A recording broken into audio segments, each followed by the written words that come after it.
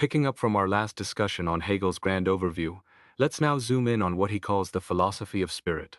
Think of this as his practical philosophy, the part that deals with actions, reasons, justifications, and ultimately freedom. It's where we ask, what makes an action an action? What justifies it? And at the heart of all this is freedom itself. Is it real? Can we even know it? Hegel places this right after his logic, suggesting it builds upon a theory of concepts. He draws a line, like Kant did, between the realm of necessity, nature, governed by laws, and the realm of freedom, spirit acting according to principles or conceptions of law. But here's the kicker. Unlike Kant, who leaned on things in themselves and radical freedom, Hegel insists philosophy must grapple with these questions head-on. No hiding behind unknowable stuff. He wants a philosophical account, not just faith. Now, how does Hegel slice this philosophy of spirit? He breaks it down into three main chunks. First, subjective spirit. This is about the mind grappling with nature, our individual consciousness. Then comes objective spirit. This is where the rubber meets the road for social life, law, morality, institutions, how we relate to each other. Finally, absolute spirit, religion, art, philosophy, the highest forms of self-consciousness, supposedly unconditioned. Think of them as different levels of being minded, how we think about the world, others, and the ultimate reality. Now Hegel himself admits these divisions are kinda artificial, like drawing lines on a map. They overlap massively. But notice something crucial. He says you can't really get a proper theory of human beings, of rational agents, until you've tackled objective spirit, the social stuff. That tells us where the action is, philosophically speaking. Okay, so far so good, right? But Hegel's got some serious baggage. Two big accusations have dogged him forever. First, the anti-individualism charge. Critics say he doesn't care enough about the individual. They argue he sees people as just bits and pieces of some larger ethical substance, like cells in a body, or worse, like organs you could sever. A severed hand isn't a full person anymore, they claim, and neither is an individual outside this bigger ethical whole. Sounds pretty bleak for personal rights. The second accusation is historical positivism, almost sounding like providentialism. Remember that famous quote, "What is actual is rational. What is rational is actual." This suggests history isn't just random events, but a necessary logical unfolding of the world spirit achieving self-awareness. It's like saying history has a script written by some cosmic entity. Both charges seem pretty damning if taken at face value. And guess what? Hegel sometimes seems to give these critics ammunition. He does talk about individuals being accidents of an ethical substance. He says when that substance is properly established, the individual's stubborn will disappears. Ouch. And yes, he explicitly calls his historical work a theodicy, justifying God's ways, and insists history isn't just chaos but follows divine providence. So, where do we go from here? Do we just throw up our hands? Not quite. The trick is understanding these terms in Hegel's unique way. What does ethical substance mean for him? It's not Aristotle's polis exactly. And when he talks about divine providence, it's tangled up with his idea that humans become divine through reason and ethical life. Plus, don't forget passages where he credits Christianity with bringing the modern idea of individual freedom. So the challenge isn't just finding quotes, but interpreting them within his entire system. This brings us to the core interpretive puzzle.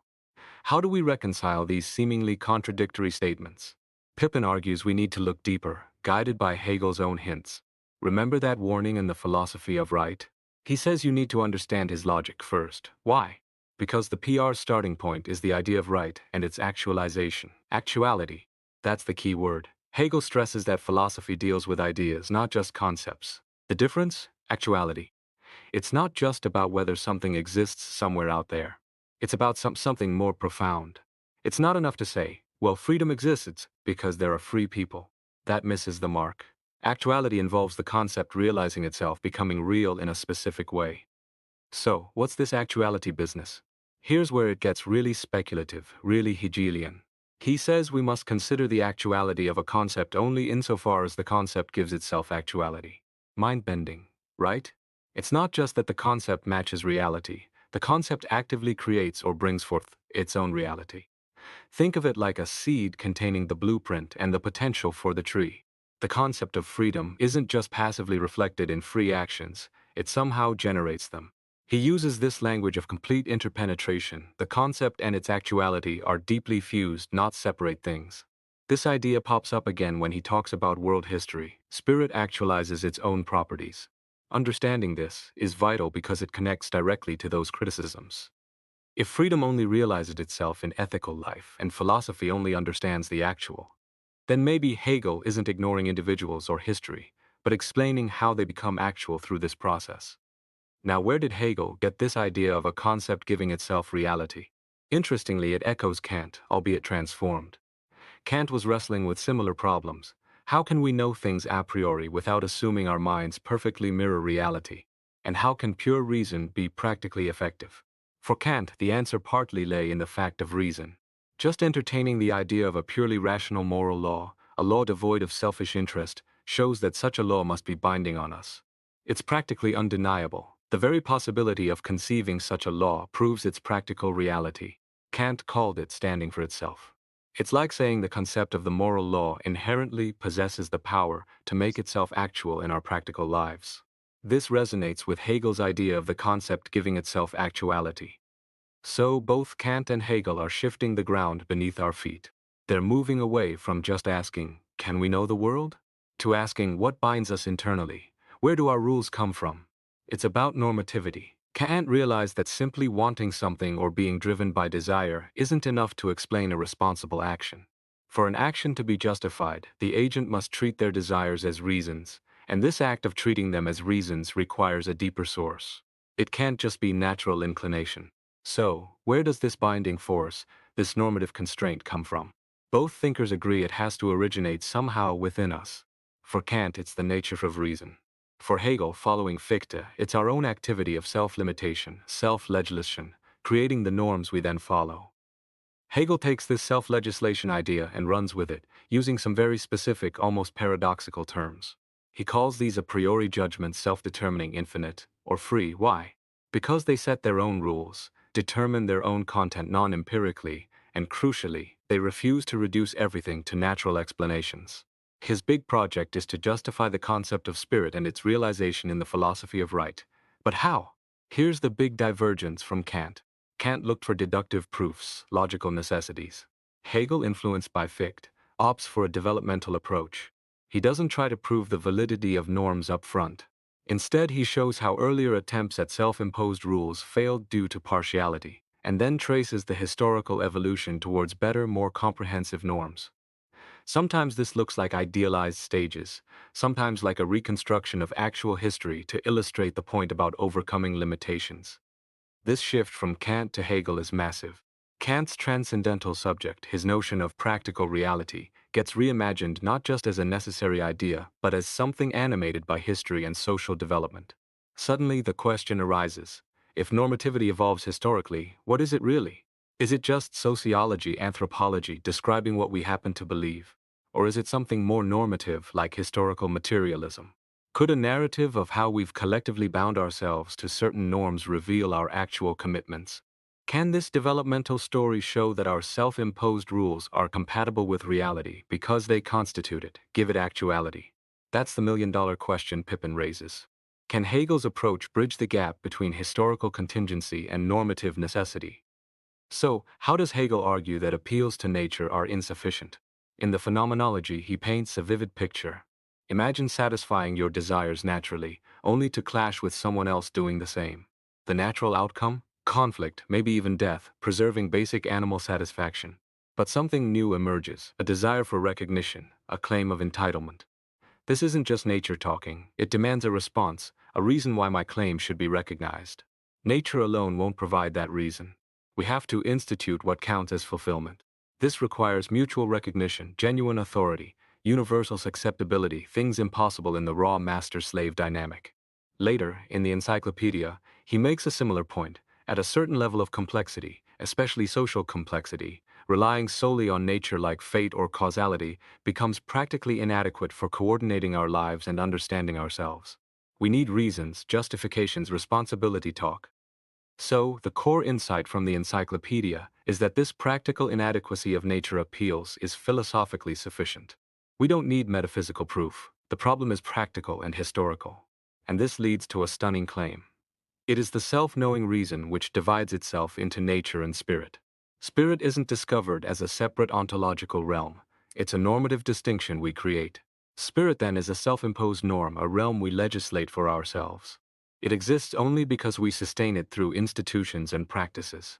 The story of spirit's development is the story of humanity gradually learning how to collectively self-determine, reducing reliance on nature-like explanations, and expanding what can be regulated by reason and norms. Freedom, in this sense, isn't magic. It's a better, more practically realized, embodied understanding of what it means to respond to reasons. But wait, there's more. Hegel constantly emphasizes that spirit is a distinct achievement, the actual establishment of freedom, not just something that grows organically. Look at this passage from the encyclopedia. Spirit's essence is precisely this process of moving from nature, freeing itself from it. And then come those mind-bending statements. Spirit is a product of itself. Its actuality consists in the fact that it has made itself what it is. It is only as a result of itself that it is spirit. Paradoxical, right? How can something be the product of itself? It sounds like circular reasoning or magic. But what could Hegel possibly mean by this? Let's unpack that paradox. When Hegel says the concept gives itself actuality, or spirit is a product of itself, he means something like this. The authority of our norms doesn't come from nature. Their power comes from us instituting them and holding ourselves to them. Think of it like a constitution. Its authority isn't inherent in the paper, it's derived from the collective agreement to abide by it. Similarly, the normative domain of spirit constitutes itself. It creates the space it inhabits. There isn't some pre-existing ideal set of rules we discover. The concept of freedom, the idea of right, actively produces its own reality over time through this process of self-education, self-reflection, and collective practice. This developmental approach, tracing how we become authors of our own norms, arguably puts Hegel in a slightly better position than Kant, who struggled with imagining a pre-existing subject legislating a law for itself. Both Kant and Hegel start from the same modern premise: nature is morally neutral. Our desires, our passions, they don't carry intrinsic moral weight. We are responsible for the norms that guide us. But here's the snag. Just saying we should be rationally self-directed doesn't tell us what rational self-direction looks like, or why we would be bound to it. Kant knew this. His attempt to ground the moral law practically led him into some murky waters. Sure, he had the fact of reason, but then he added sensible incentives, feelings of pain at restriction, self-respect, postulates of God and immortality, theories of character formation, education, the state, religion, a whole laundry list. The problem: these seemed like helpful psychological aids, useful for motivation, but not really part of the moral law itself. Yet Kant insisted they were necessary for the law to be fully actual for us, for it to provide a real reason to act. Hegel's response, particularly in the philosophy of right, is to replace all those psychological crutches with something more fundamental: the role of the ethical community, Sittlichkeit. Think Aristotle's polis again, but modernized. For Hegel, becoming subject to norms isn't a single mystical moment of choice. It's a gradual, collective, historical process. And crucially, the actuality of these norms depends on the existence of a rational ethical community. Why?